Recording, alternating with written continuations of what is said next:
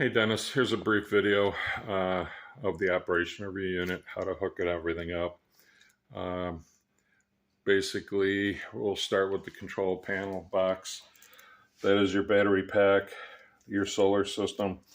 The charger here plugs in right here, so if you don't have a full charge, so you don't have sun for a long period of time, you can external charge it. The unit itself, if you're not having it charged all the time, meaning if you have it in shade most of the time, you need to keep it where you have sun at least 8 to 10 hours a day on it. If not, then you need to unplug the connector here, meaning if you don't run it and operate the unit, unplug the connector. That way it saves the battery voltage. You don't have to worry about it, because the wireless remote stays active unless you unplug this. So, but if you have 8 to 10 hours of sun, no problems. You can leave it plugged in without an issue. Because we have one customer, and that's why when I walk down to the other end, I'll show you what we've done now. Basically, the adjustable rheostat for the LEDs here. This is the relay for the LEDs. This here is for your bell system. Basically, A button turns the unit on, B is for the bell. All the components, all the electrical and everything, you'll have the wiring diagram. The crossing signs, these are the clamps for the system. The split design. So if you don't want the unit, a lot of times people get things stolen. So all you got to do is unhook the top part. This assembly and the bell and your solar panel will come off, and you can bring it in at night. This stays with the bottom of the box.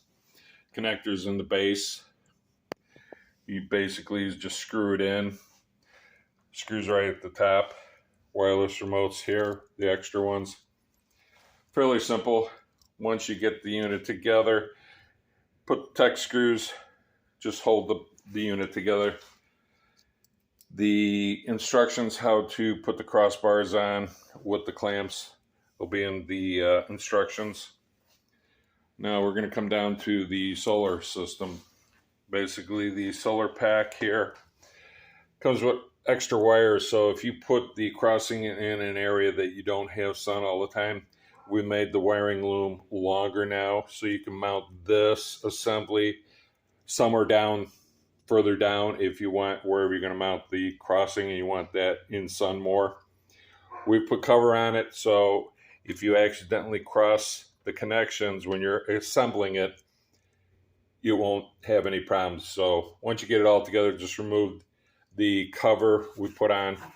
Shows you instructions. To mount it, this bracket here will be mounted right on the top part of this bracket here. You'll see once you put it on. The cap, the loom itself, you basically put it inside the tube. All this goes down into the tube. The wiring instructions, fairly simple. One's a male and one's a female, so you can't cross them.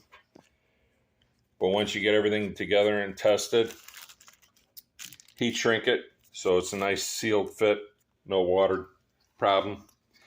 So basically, the crossings, A button turns the system on. They're adjusted to about the same as the realistic crossings. So if you wanted to adjust it faster or slower, that's the little knob there. And then the B button's for the bell. And then B to shut the bell back off. And then A button to shut the unit back off. We'll get it packed up and get it out to you. Let us know how you did. And if you have any questions when you do assemble it, you can email us, text us, or give us a call. This is Bart with Mad Dog Strings. Thank you.